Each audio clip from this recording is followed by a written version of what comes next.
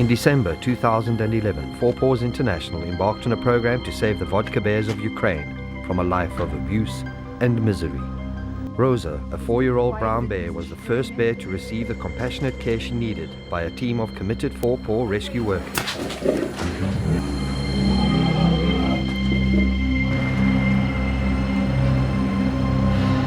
She was transported to Synevyr National Nature Park, where she waits for her new home to be constructed.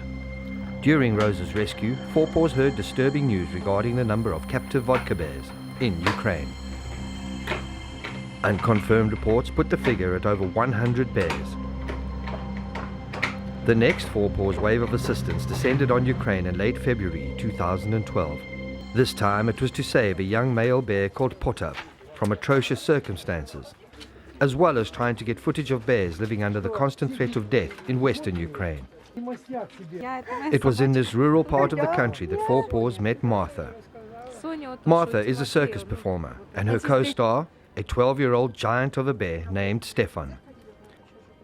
As a result of a dispute with a previous employer, Stefan's life is in constant danger. Martha says that the man who has threatened to kill her bear is armed and dangerous. He has 3 bears of his own, and recently was asking locals at the market if they would be interested in bear meat, as he would rather kill his bears than hand them over to authorities who have been cracking down on captive bears. PAWS gained access to Martha's old employer's property to see if the bears were still alive. Fortunately, they are. For now. They, along with Stefan, need to be rescued as a matter of urgency. Meanwhile, in eastern Ukraine, in the town of Lugansk, Potap's rescue mission has begun.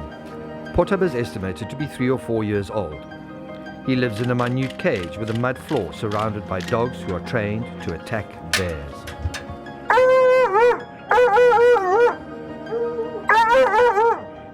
Potap has gaping wounds on his neck. His owner is adamant that the wound was caused by a collar that was fitted when he was a cub and that he outgrew. According to the owner, it became too dangerous to remove the collar due to the young bear's aggression.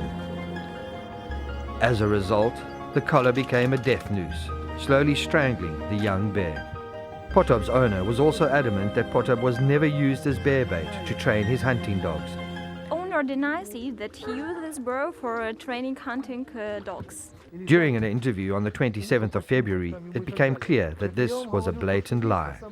He contradicted himself regarding this issue. He is pleased about these circumstances and that he will be free and he will be in a good condition, in a good mood, and he will be treated and healed and all these things.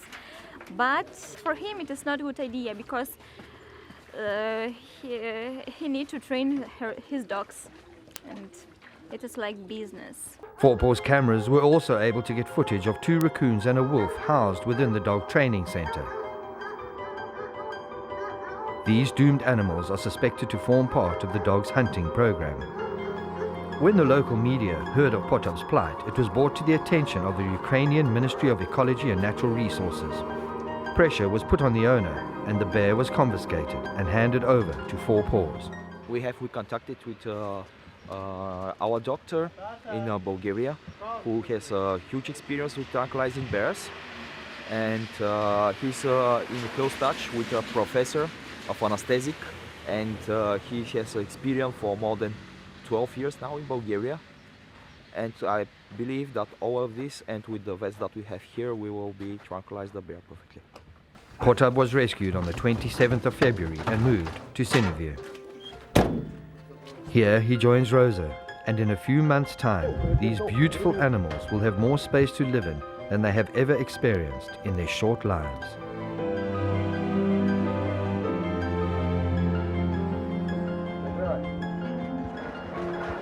Over the next months, PAWS, along with the Ukrainian Ministry of Ecology and Natural Resources, plans to change the future of Ukraine's captive brown bears forever. At last, help is on hand for the vodka bears of Ukraine.